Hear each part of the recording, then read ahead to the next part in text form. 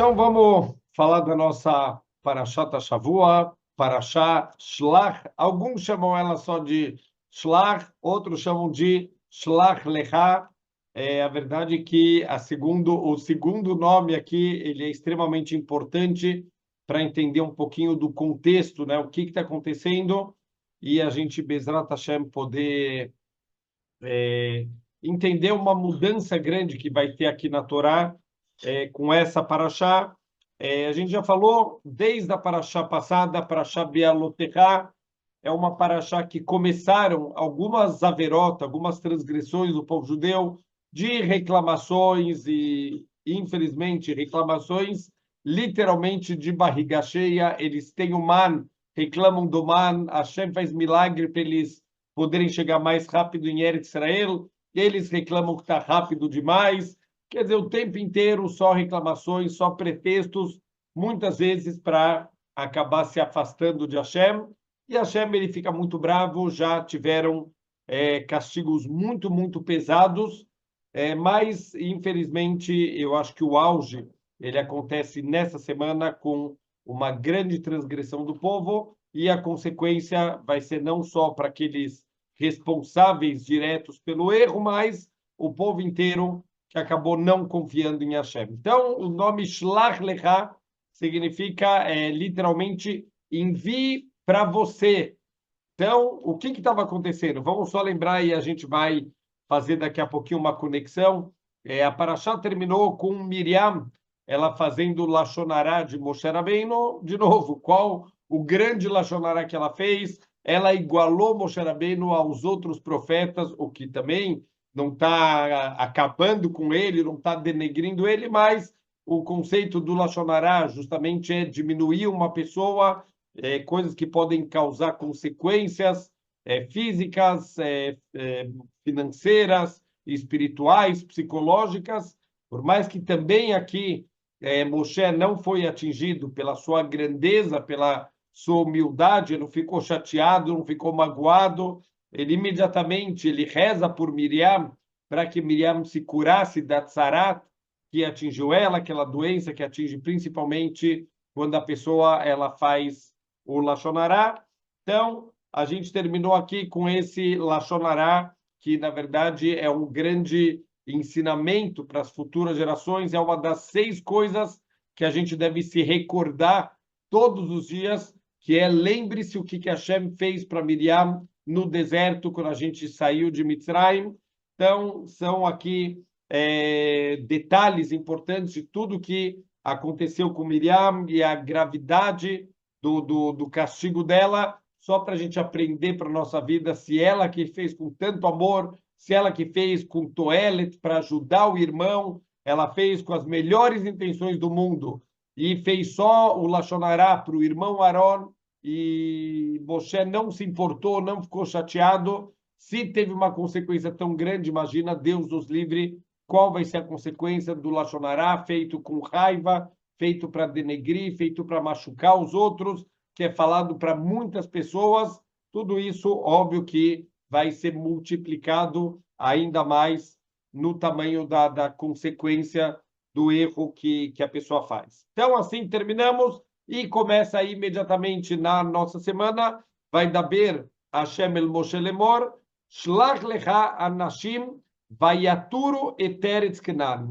Envie para você pessoas para que eles possam espionar, para que eles possam visitar a terra de Canaan, asher ani noten livnei Israel, que eu estou dando para Bnei Israel, uma terra que Deus já tinha prometido desde a época de Avraham, Yitzhak, Yaakov, uma terra que a gente esperava tantos anos para poder receber essa terra, e que hoje em dia a gente continua ainda com dor de cabeça com essa terra, infelizmente, com os nossos vizinhos, e até mesmo dentro da terra de Israel. Não está fácil toda a situação, Bezrat Hashem, que seja os sinais aí da vinda do Mashiach, para que a gente possa habitar em paz na nossa terra, com tranquilidade, cumprindo a Torá, cumprindo todas as mitzvot que a gente pode fazer dentro de Eretz Israel, mas vai ser enviado Ish Echad Lemate Avotav, vamos mandar um espião de cada uma das tribos, todas as tribos vão participar. Mais uma vez, não vai ser enviado aqui um espião da tribo de Levi. Levi não participa dos grandes tropeços aqui do povo judeu, da mesma forma que a tribo de Levi não participou do tropeço do bezerro de ouro. Novamente, Levi não vai participar aqui do tropeço dos Meraglim, aqui dos espiões. Então, tem aqui, inclusive, os nomes.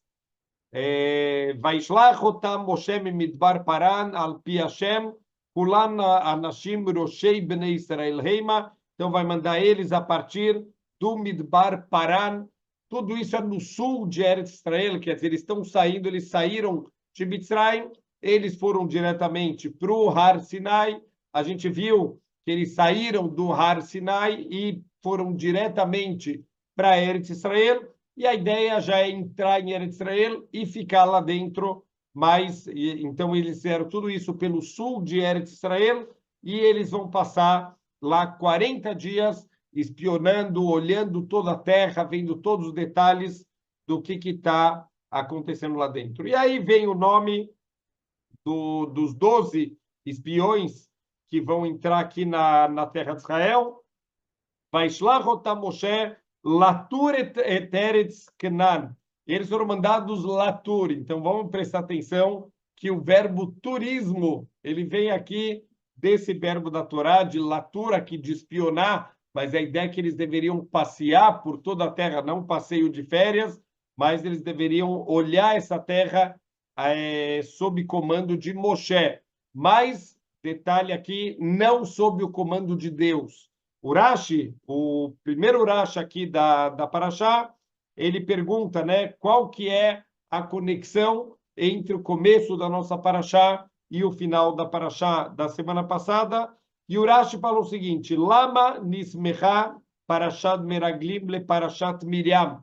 Por que a gente tem o conceito que a gente já falou sobre isso na semana passada, o conceito de Smichut Parashiot? A gente sabe que a Torá não está necessariamente em ordem cronológica. Óbvio que vai, então quer dizer que Yaakov Avinu ele pode ter vindo antes de Abraham Avinu? Não.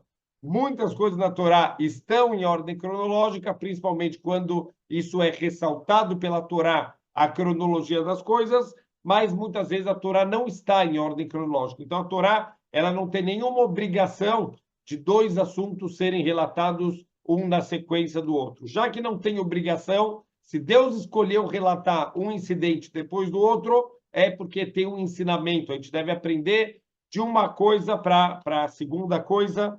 Então, aqui, Urashi pergunta qual o motivo das Smichut Parashiot, da conexão, da ligação entre essas duas Parashiot.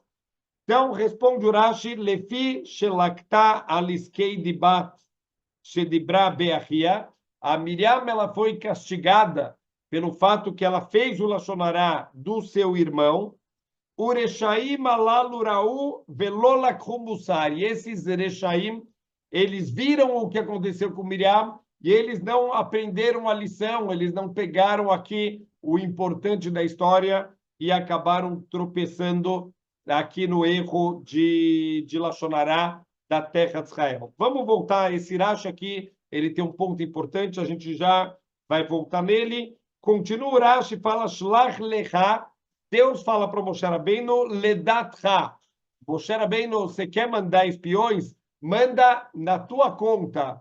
Não é ani ein metzaveh lecha. Não estou ordenando para você. Então, quando Deus fala shlach lecha, mande espiões, mande se você quiser. Não é uma ordem. E, ao contrário, im tirtzeh shlach. Se você quiser, você manda. Lefi Shebo Israel ve'amru nishlecha nashim lefaneino. Na verdade, esse pedido, obviamente, não partiu de Moshe Rabbeinu.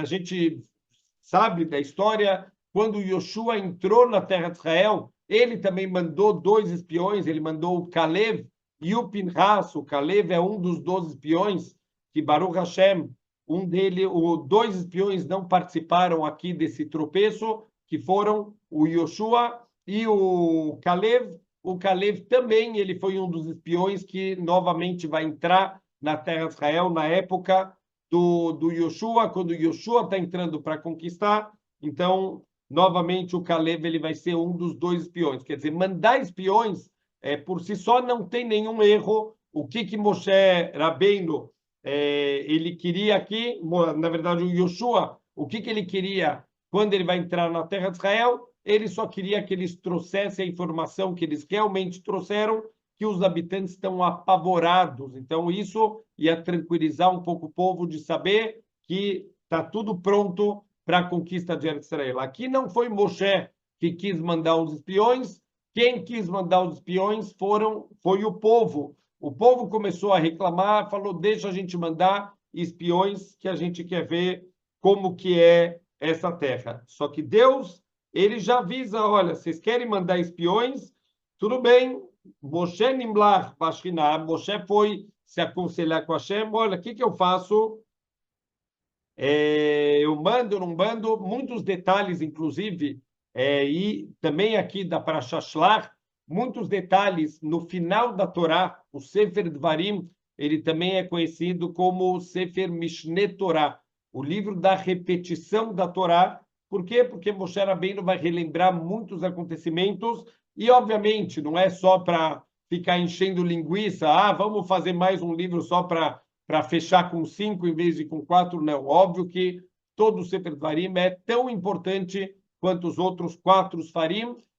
Muitos detalhes são acrescentados do relato de Moshe Rabbeinu. Quando ele recorda as histórias, ele acrescenta muitos detalhes e lá ele traz justamente isso que o povo se reuniu e o povo começou a reclamar e o povo começou a desconfiar. Olha, será que essa terra é boa? Será que essa terra não é boa? Então, quer dizer, toda a motivação de mandar espiões é uma declaração de falta de emuná. Deus já prometeu 2 coisas. Primeiro, que a terra é maravilhosa, é uma terra onde flui o leite e o mel, e também já garantiu que não importa o tamanho dos habitantes, o tamanho das fortalezas, eu vou entrar com vocês. Qual que é a prova disso? Quando Yoshua entrou, primeira conquista que eles tiveram na terra de Israel era a cidade de Jericó. Está escrito que tinham muralhas que eram intransponíveis, é impossível qualquer um entrar ou sair da cidade quando os portões estão fechados. Então, realmente, ia ser uma conquista muito difícil. O que aconteceu? O povo deu 6 dias, eles deram uma volta, no 7º dia eles deram 7 voltas, e as muralhas, de acordo com uma opinião, as muralhas desabaram como se fossem feitas de isopor, e uma outra opinião, que aconteceu um milagre ainda maior, que as muralhas foram engolidas pela terra e a cidade de Jericó ficou completamente exposta para o povo judeu poder entrar e conquistar. Quer dizer, aquela muralha intransponível, de acordo com qualquer opinião, ela simplesmente desapareceu e não tivemos nenhuma dificuldade. Então, é isso que Deus já prometeu. A terra é boa, a terra é maravilhosa, tanto materialmente falando quanto espiritualmente falando, é o centro de toda a espiritualidade do mundo, e eu garanto que eu vou conquistar junto com vocês. Não precisa ficar com medo, não precisa ver o que tem lá dentro, mas o povo começou a forçar a barra, começou a pedir, Moshe, olha, sei lá, vamos ver, será que é boa mesmo? A falta de emuná do povo é o que causou aqui que Moshe, ele não sabia o que fazer. Vê Moshe Nimlach Bashkinah. Moshe foi se aconselhar com Hashem, e o que Hashem falou para ele? Amar, Ani amarti lahem sheitová. Eu já avisei para vocês que essa terra é uma terra boa, Shenemar, e ele traz aqui os psukim, que a terra é boa, Hayeihem, Sheani noten lahem makom lasot, bedivrei a meraglim, leman lo yarshua. Eu vou dar espaço para vocês tropeçarem agora com toda essa história aqui dos meraglim, e vocês não vão herdar mais a terra de Israel, aquela geração não vai ter mais o direito de entrar em Eretz Israel. Então, assim já estava avisado, Deus já jurou para eles, vocês querem mandar, vocês mandam, mas eu garanto que isso vai ser um grande tropeço para vocês. E agora Moshe, ele está numa situação extremamente delicada. Se Moshe Rabbeinu falar para o povo, olha, não vamos mandar espiões, eles vão começar a achar que tem alguma coisa errada, Falou, olha, Moshe está escondendo alguma coisa. Se a terra fosse boa, você acha que ele não ia deixar a gente mandar espiões? Que mal que tem da gente mandar alguns espiõezinhos lá para ver como que está a terra? Como uma pessoa, qual o machal que os nossos sábios trazem, qual seria a parábola para comparar? Alguém que está vendendo um carro usado. Então, estou vendendo um carro usado, eu ponho anúncio, alguém liga, olha, eu queria dar uma olhada no carro, posso dar uma volta no carro? Não, não, não, não. Não pode nem abrir o carro, é comprar, quer comprar, compra o carro, está ótimo, pode comprar o carro se quiser. Não, deixa eu dar uma volta, 5 minutos só para escutar o motor, para ver. Não, não, não, não, não. Não pode escutar, não pode ligar o carro, não pode fazer nada. Quem vai querer comprar esse carro, certeza que deve ter alguma coisa errada. Quem não deve, não teme. Então, Moshe, por um lado, ele está sendo pressionado pelo povo, nós queremos mandar espiões. Por outro lado, Deus está avisando que vai ser uma catástrofe. Então, Deus fala para ele, Shlach lecha, manda na sua conta, se isso for você entender que esse é o certo, então você manda os espiões. Mas o que aconteceu aqui? Moshe, ele teve a seguinte ideia, ele falou, olha, se esse vendedor do carro ele chegasse com muita convicção para o comprador, falou, olha, fica à vontade, o carro está perfeito, você pode andar, você pode testar, eu te garanto que você vai ficar muito feliz. Talvez o comprador ia falar, uau, ele está tão convicto, eu vou confiar nele, olha, eu acho que realmente o carro deve estar bom, porque ele está expondo tudo, não pode ir, pode andar, pode ligar, pode fazer o que você quiser com o carro. Ah, então certeza, se a pessoa ele está tão aberto assim, significa que realmente esse carro ele está em ordem. A mesma coisa Moshe Rabbeinu pensou em relação ao povo judeu. Vamos deixar, vamos falar para eles, não, vai lá, manda espiões, fica à vontade, e eles não vão nem querer mandar, eles vão ver a convicção de Moshe Rabbeinu e vão falar, uau, Moshe está tão convicto, realmente essa terra deve ser uma terra maravilhosa, eu não vou nem querer mandar os meraglim. A gente vê, infelizmente, que não funcionou a ideia de Moshe Rabbeinu, o povo continuou insistindo e Moshe Rabbeinu acabou escolhendo algumas pessoas para mandar como espiões. Obviamente que é uma missão difícil, é uma missão que precisa de pessoas elevadas, precisa de pessoas muito especiais, e Moshe Rabbeinu, ele vai escolher Shlach Lecha Anashim.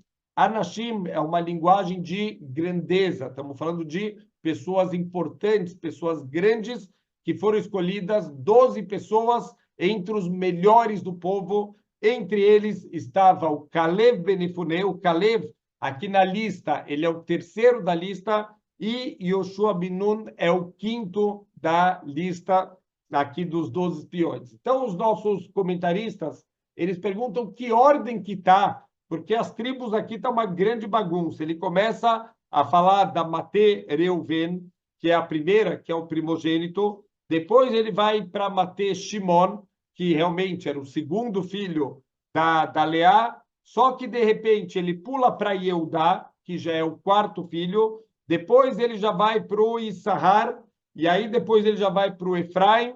Então, quer dizer, de repente, parece que a ordem se perdeu completamente. Então, os comentaristas perguntam que ordem que está aqui esses 12 espiões, e o Ramban, ele fala que está na ordem de tzadikim, para o mais tzadik, para o menos tzadik. Significa que o Kalev era só o terceiro mais tzadik, e o Yoshua é o quinto mais tzadik. Tem pessoas mais tzadikim do que o Kalev e do que o Yoshua nesse grupo, e essa grandeza deles, infelizmente, é o que causou o tropeço neles. O que acontece?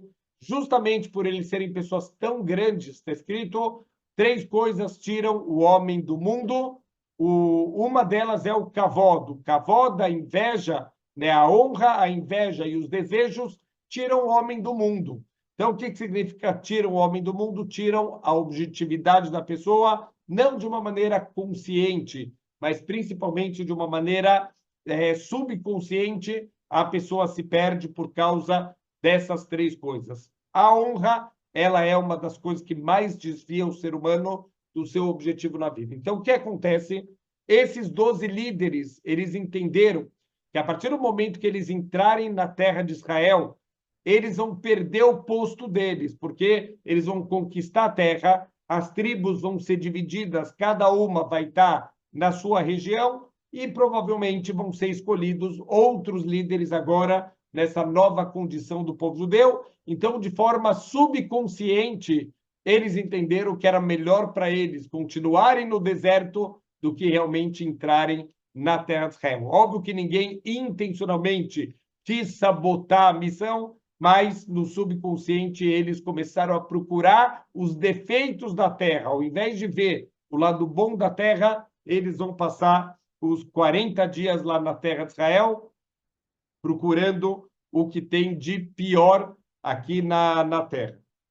Vamos só voltar um ponto aqui que a gente mencionou. O Rashi, ele explicou a junção das duas parashiotas, ele explicou a junção da história de Miriam com a história aqui dos Meraglim. Esses Rechaim, esses perversos, eles não aprenderam com o que aconteceu com Miriam. Por que eles não prestaram atenção no Lashon Hará que Miriam ela tinha feito de Moshe Rabbeinu e eles fizeram aqui Lashon Hará da terra de Israel? Óbvio que dá para a gente aprender de maneira superficial, olha, aqui teve Lashon Hará, aqui teve Lashon Hará, mas a pergunta, se a gente parar para refletir um pouquinho, vamos fazer uma pergunta que é óbvia, que se a gente parar um pouquinho para entender o que está acontecendo, a gente automaticamente vai se perguntar isso. A Torá já foi entregue, existe a Torá escrita, existe a Torá oral. Na própria Torá escrita, algumas vezes vai voltar aqui o conceito de Lashon Hará. A gente já falou sobre Tsarat, quer dizer, a gente já falou todas as consequências de quem faz Lashon Hará. A gente, várias vezes na Torá, vai trazer aqui, de acordo com o Hafetz Haim, existem 31 mitzvot da Torá que se relacionam de alguma maneira com o cuidado com a fala, com o Lashon Hará e as suas consequências. Então, não pode ser que esses tzadikim, essas pessoas tão elevadas, que certeza estudavam Torá, eles não sabiam sobre Lashon Hará. Então, isso é um ponto. Por que o Rashi está falando esses Rechaim não aprenderam com Miriam? Então, primeira coisa, o Rashi está ressaltando um detalhe importante.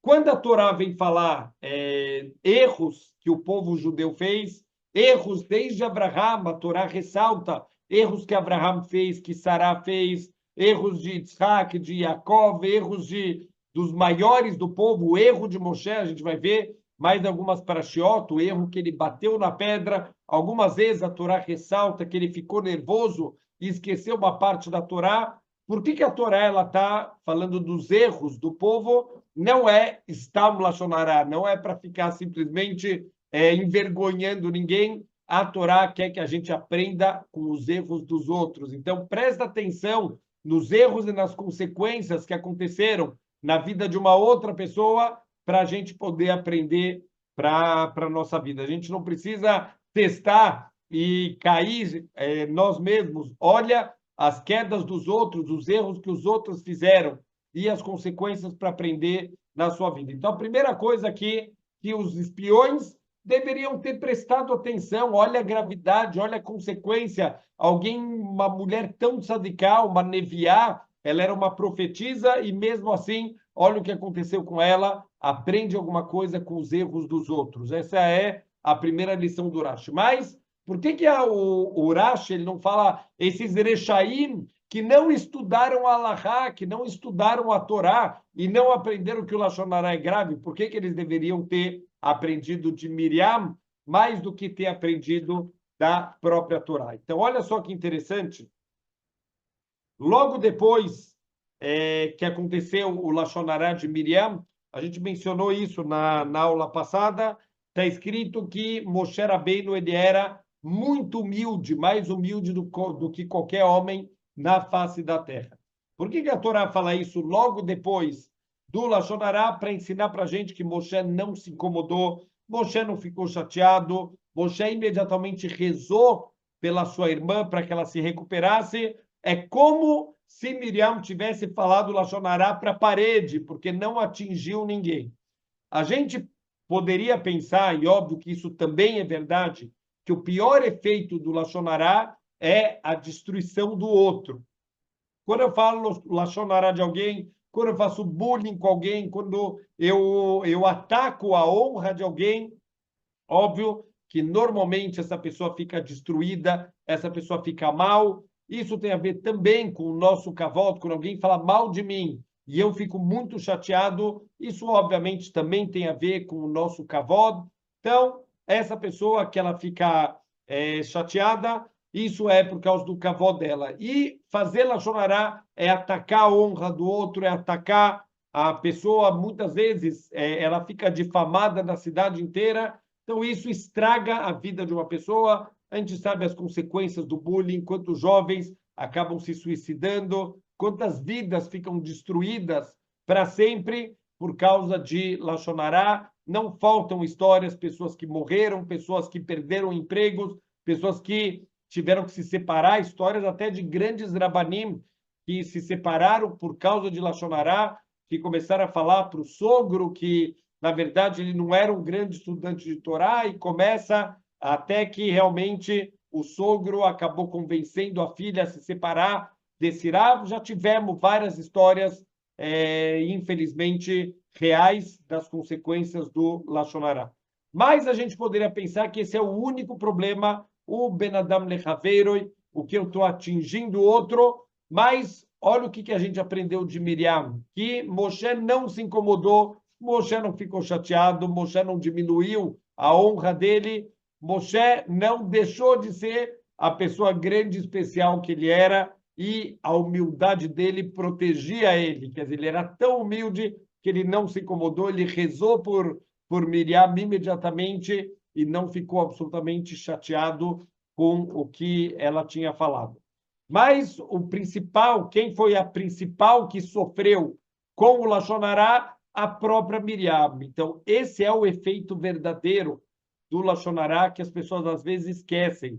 A gente pensa na destruição do outro sobre quem foi falado, mas a gente esquece que o Lashon Hará também destrói a vida de quem fala, principalmente os efeitos espirituais, toda a destruição espiritual que o Lashon Hará causa para a própria pessoa que está falando mal dos outros. Então, isso tudo a gente pôde aprender com o erro de Miriam e aqui os Meraglim, eles não aprenderam isso. Ah, mas peraí, eles falaram mal da terra e a terra por acaso ficou chateada, a terra ficou sem dormir? Óbvio que não. Então, qual que foi o erro? O erro não é só quando você destrói o outro. O erro é o que você causa quando você usa a sua fala para diminuir alguma coisa, para causar um dano, para causar uma diminuição aqui da honra do outro, você é atingido, principalmente mais do que o outro, também muitas vezes atingido, mas você é atingido, e esses Rechaim não aprenderam a lição. Por que eles são chamados aqui Rechaim? Tem uma pergunta muito, muito, muito óbvia, que está escrito que eles tiveram primeiro os 12 espiões que foram mandados, 10 voltaram falando mal da terra, 10 voltaram falando coisas terríveis. Olha, essa é uma terra amaldiçoada, que ela engole seus habitantes, tem gigantes que moram lá, tem muralhas que são intransponíveis, é impossível, não dá para conquistar essa terra. Vamos embora daqui, que a gente não vai conseguir entrar. Essa foi a mensagem que eles trouxeram de volta, os 10 espiões falando diretamente para o povo, quer dizer, desmotivando o povo todo, causaram um grande choro dentro de Israel, e esse choro teve uma consequência gravíssima, que foi a proibição de toda uma geração entrar na terra de Israel. Então, aqui tem uma pergunta, porque primeiro está escrito que esses 10 espiões, eles tiveram uma morte muito fora do normal, elas tiveram realmente algo que Deus quis mostrar a gravidade do que eles fizeram. Então, os Midrashim falam que a língua deles se estendeu e começaram a entrar na língua alguns vermes. Então, uma morte assim bem trágica, e fora isso eles perderam o seu Olam Haba, eles perderam o mundo vindouro. E aqui vem uma pergunta óbvia, que a gente sabe que todo o Rosh Hashanah, quando a gente chega no dia do julgamento, a gente escuta aquele conceito da balança, pesando as coisas positivas e as coisas negativas que eu fiz.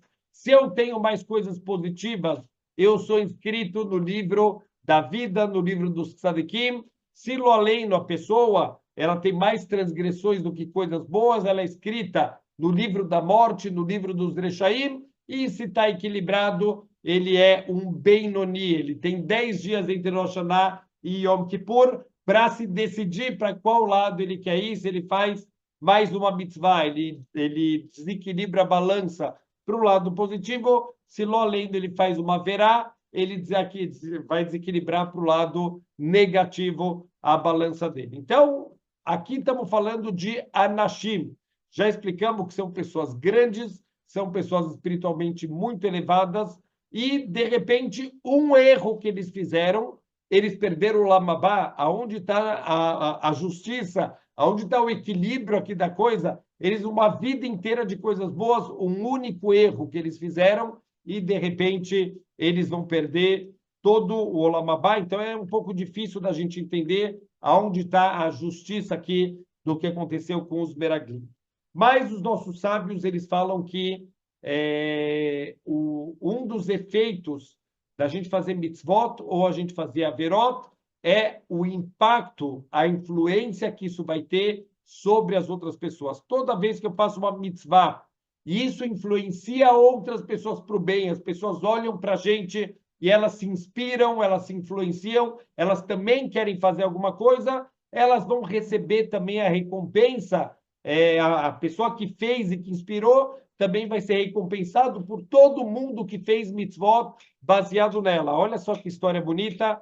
Teve uma vez um Yehudi dos Estados Unidos, que ele foi pela primeira vez conhecer Israel, nunca tinha ido, ele faz questão de conhecer o Kotel, ele vai lá no Muro das Lamentações, e quando ele chega lá pela primeira vez na vida, óbvio que ele é tomado pela emoção de estar naquele lugar tão sagrado que, historicamente, tantas coisas importantes aconteceram naquele lugar, e ele vê, de repente, um Hassid, um homem lá com o seu Streimer, e ele está rezando no Kotel. Ele nunca viu na vida alguém rezando com tanta kavaná. Ele era um Yehudi muito afastado, esse senhor americano, mas ele já tinha visto pessoas rezando numa sinagoga, mas ele nunca tinha visto na vida alguém como aquele Hassid rezando com tanta kavaná, que ele ficou tão impressionado que ele decidiu, quando eu voltar para os Estados Unidos, eu vou fazer uma grande doação para alguma sinagoga, em nome desse Hassid aqui, em nome desse Yehudi, eu vou procurar alguma sinagoga que talvez combine com ele, que tenha a ver com ele, e realmente, quando ele voltou para os Estados Unidos, ele começou a procurar, ele foi primeiro numa sinagoga reformista, ele viu as pessoas lá rezando, falou, não é nada disso, e ele foi procurando, até que ele entrou num kollel, num centro de estudos, e aí sim ele viu Baruch Hashem, as pessoas na hora da tefilá, todo mundo rezando com muita kavaná, com o talit cobrindo as cabeças, em silêncio, rezando, e no final da tefilá, o Rosh Kollel, o chefe lá, o rabino-chefe, veio saber quem era aquele homem, primeira vez estava indo na sinagoga, e o aperto de mão veio com um cheque de $10.000. Na época, hoje ainda é muito dinheiro, na época era uma fortuna esse dinheiro. Com esse dinheiro, Baruch Hashem, foram feitas muitas melhorias, muitas pessoas a mais vieram estudar. Hoje em dia, é um kollel que tem lá em Dallas, que é uma das maiores sinagogas que tem nos Estados Unidos. Tudo isso porque esse homem virou um grande amigo lá do rabino e incentivou muito e deu muito dinheiro para aquele lugar. Imagina só que aquele Hassid, quando ele chegar, depois dos 120, ele vai chegar lá no Shamayim e vai estar a lista de todas as mitzvot que ele fez, e entre as mitzvot que ele fez na vida, vai estar que ele construiu um Beit HaKnesset na cidade de Dallas, nos Estados Unidos. E o Hassid vai falar, Hashem, eu acho que tem algum equívoco aqui, eu nunca saí de Israel, nunca fui para os Estados Unidos, como que eu construí uma sinagoga lá em Dallas, lá nos Estados Unidos, e vai ser mostrado para ele o filme do homem olhando para ele, rezando, toda a influência positiva que ele passou para esse homem, isso vai ser mostrado e isso vai ser creditado para ele. Tudo que saiu disso lá para frente vai ser uma mitzvah em nome dele, o crédito vai ser dado para ele. Isso vale para o lado positivo, mas também, infelizmente, isso vale para o lado negativo. Quando uma pessoa ele faz transgressões, quando uma pessoa não se comporta da maneira adequada e ele influencia outras pessoas de forma negativa, ele sai no meio da tefilá, então ele incentiva que outras pessoas também saiam no meio da tefilá, ele fala no meio da tefilá, então ele incentiva que outras pessoas também falem, se esse fulano que é tão religioso ele fala, quer dizer que não deve ter tanto problema falar no meio da tefilá, e também eu vou falar, e isso acaba contagiando outras pessoas, contaminando. Pessoa que chega todo dia atrasado na tefilá, ele também incentiva que outros cheguem atrasados. Lá no meu Beit HaKnesset, todo mundo chega atrasado, não tem problema se eu atrasar. Se a pessoa é pontual, se todo mundo na sinagoga é pontual, a pessoa que chega atrasado, ele passa vergonha. Então, ele vai querer chegar na hora. Mas se todo mundo chega atrasado, então a pessoa não tem vergonha nenhuma de ser mais um dos que chegam atrasados. Então, todos os nossos atos, eles têm consequências não só para a gente, mas também para as outras pessoas. E o valor de uma mitzvah, ou Deus nos livre, o peso de uma transgressão, eles também vai ser levado em consideração quanto isso influenciou outras pessoas. É verdade que os Meraglim, esses espiões, fizeram uma única transgressão, mas essa transgressão teve um impacto que fez com que o povo inteiro chorasse. Eles não vão entrar, aquela geração inteira não vai entrar em Eretz Israel. Então, estamos falando de 600 mil homens que nunca tiveram a oportunidade de entrar na terra de Israel. Tem muitas mitzvot que só podem ser feitas dentro de Eretz Israel. Eles não vão poder cumprir essas mitzvot, porque eles não vão entrar lá.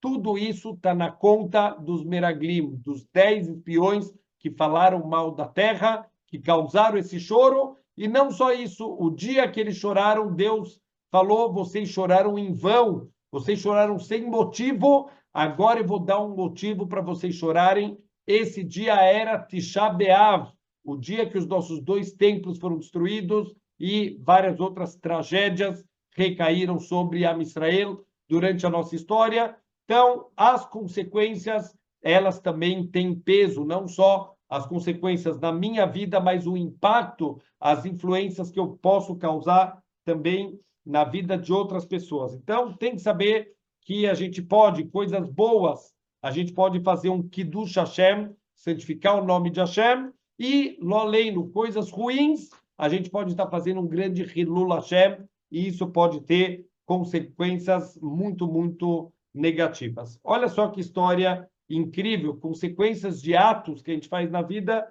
que depois podem custar muito caro. O Rav Yitzhak Elhanan Spector, Zecher Tzadik Libraha, foi um dos maiores rabinos da geração dele, e ele publicou muitos livros de Torá, era um grande Talmid Raham, um grande estudioso.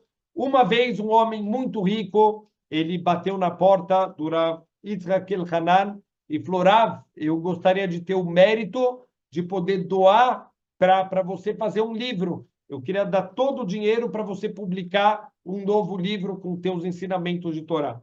Então, o rabino olhou para os olhos daquele homem, daquele milionário, e falou: olha, deixa eu te contar uma história. Eu, quando era pequeno, eu era órfão, eu era muito, muito, muito pobre. Para você ter uma ideia de quanto eu era pobre, eu não tinha nem sapatos. Então, no inverno, eu não conseguia estudar a Torá de tanto frio que eu passava. Eu não tinha dinheiro para comprar comida, eu passava fome e eu passava frio. E eu tinha muita vergonha de ficar pedindo esmola para as pessoas, eu tinha vergonha de pedir ajuda, mas tinha um dia que eu estava sentindo tanto frio, mas tanto frio, que eu tomei coragem e eu fui na casa de um milionário e eu bati na porta dele e falou: moço, desculpa te incomodar, mas por favor, você pode me dar um sapato velho? Eu só queria cobrir meus pés que eu não estou aguentando de frio. E sabe o que esse homem milionário ele fez? Ele bateu a porta na minha cara ele não me deu um sapato velho.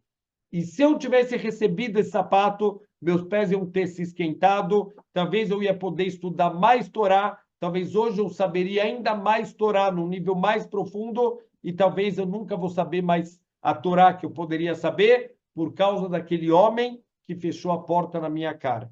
E, olhando para aquele homem que estava querendo doar o livro, ele falou: você acha que eu vou dar o mérito de escrever o meu livro para aquele homem que bateu a porta na cara de um órfão que estava pedindo um sapato usado? Eu não vou te dar esse mérito. Então, olha que incrível. Anos e anos depois, volta a história, ela volta. As coisas boas que a gente faz para os outros, elas voltam em bondades, e lo aleno, as coisas ruins que a gente faz para os outros, elas acabam voltando como uma cobrança lá no futuro. Então, a gente tem que tentar sempre fazer o bem, porque tudo que a gente faz de bom, tudo que a gente faz de positivo, não só pelo ato por si só, mas por toda influência positiva que a gente pode causar, Bezrat Hashem, nas pessoas. Só para a gente terminar aqui, mais um detalhe muito, muito importante que tem da nossa Parashá. Nesse Lashon Hará, na verdade, quanto tempo levou o Lashon Hará? Levou o quê? 20 minutos, meia hora? Quanto tempo dá para fazer de Lashon Hará? O grande erro dos espiões, quer dizer, na verdade, a gente sabe que o Lashon Hará é falar a verdade. E os espiões falaram a verdade, eles contaram o que eles viram. Olha, essa é uma terra que engole seus habitantes. Por que eles falaram isso? Eles viram muitas pessoas morrendo. Ele viu que estavam tendo epidemias, aonde eles vão estão acontecendo enterros.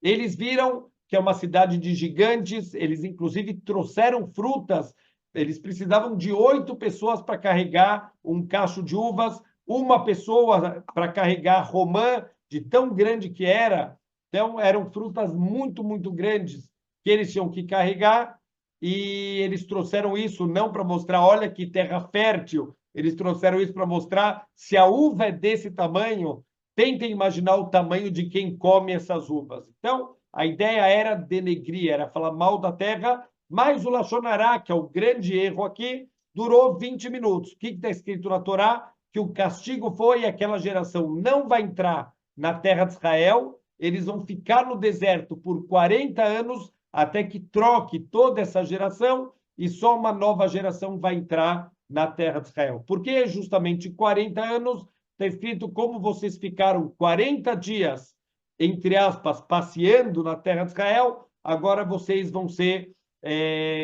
ficar 40 anos pelos 40 dias que vocês ficaram na terra de Israel. Mas espera aí, se o Lashon Hará levou 15 minutos, por que os 40 dias na terra de Israel são levados aqui em consideração na aplicação do castigo? E a resposta é que, na verdade, o Lashon Hará, ele não é o principal erro. O Lashon Hará é a consequência. Qual é o principal erro? O principal erro é o Ain Ra'ah, olhar o negativo, ver o que é ruim no outro, ver os defeitos, procurar o que o outro tem de ruim, ao invés de procurar o que o outro tem de bom. A gente tem que sempre tentar olhar situações de uma maneira positiva, ver o meio copo cheio, ver as oportunidades, ver o lado bom das coisas, não ficar o tempo inteiro procurando o lado negativo da vida e o lado negativo das pessoas. Isso já é um inferno aqui no mundo. Está escrito: aquele que tem 3 características é aluno do Avraham Avinu, e aquele que tem outras 3 características é aluno do Bilam Marashá. 3 características, uma delas, para ser aluno de Avraham Avinu, é Ain Tová, tem um bom olho, procura as qualidades. Talvez em Sdom tenham 10 tzadikim, quem sabe tem esperança. Olhe as coisas de uma maneira positiva. Ou, quem tem a característica ruim, Ain Ra'ah, vai ser Talmid do Bilam Arashá, é aluno do Bilam, o perverso, que ele fazia o quê? Ele procurava os defeitos das pessoas para que as pessoas, através desse defeito, elas pudessem ser castigadas por Hashem. Então, olha que incrível, que ideia muito bonita. O finalzinho da Parashá ensina sobre a mitzvah do tzitzit. E dentro da mitzvah de tzitzit, um dos fios aqui de cada uma das 4 pontas ele devia ser pintado de tchelet. Tchelet é o azul celeste, e os nossos sábios explicam por que tem que ser azul celeste, porque você vai olhar para o tzitzit, aquele azul vai te lembrar do mar, você vai olhar para o mar, você vai lembrar do céu, você vai olhar para o céu, você vai lembrar do Kisei HaKavod, do trono de Hashem, e aí você vai lembrar de todas as mitzvot da Torá. Olha que ideia linda! O tzitzit, o que ele representa? Olha além dos seus olhos, não pega, não toma decisões só pelo que teus olhos estão olhando agora, tenta enxergar além disso, tenta enxergar mais longe. Olha para o tzitzit, lembra do mar o céu Hashem. Por que tudo isso? Para ensinar para a gente a não olhar só o que os nossos olhos estão enxergando agora. Pensa grande, abre um pouco a cabeça para procurar as coisas boas em cada situação. O Stipler, ele fala aqui por que o povo judeu falou que era uma terra, por que os espiões falaram que é uma terra que engole seus habitantes, porque estava tendo uma epidemia, muitas pessoas estavam morrendo e eles se assustaram. Por que Deus fez isso? Para proteger os espiões. Se 12 pessoas aparecessem passeando na terra de Israel, é óbvio que são espiões e eles seriam mortos na hora. Quando o Caleb e o Pinhas entraram sob o comando de Yoshua, na hora já vieram os soldados do rei de Jericó para matar eles. Então, se vem pessoas de fora, a primeira suspeita são espiões, vamos matar eles. Deus quis proteger os 12 espiões, fez pessoas começarem a morrer, mandou uma epidemia, aonde o povo vai, estão morrendo pessoas, nem prestaram atenção que essas 12 pessoas estão circulando por toda a terra, e eles conseguiram, depois dos 40 dias, eles voltaram sãos e salvos, um grande hesed, uma grande bondade, e eles interpretaram do lado negativo. O Stipler pergunta como eles podiam ter visto isso de uma maneira positiva, como eles podiam entender que isso era um hesed de Hashem, pensando grande, abrindo a cabeça, olhando o tzitzit para o mar para o céu, e o céu chegando em Hashem. Pensa grande na vida. O que eles podiam ter pensado? Peraí, se fosse uma terra amaldiçoada, que morre gente o tempo inteiro, eles estariam acostumados, eles já teriam aceitado, aqui é uma terra ruim, mas os Meraglim deveriam ter olhado os detalhes. As pessoas estão desesperadas, as pessoas estão assustadas, ninguém está entendendo o que está acontecendo. Eles deveriam ter percebido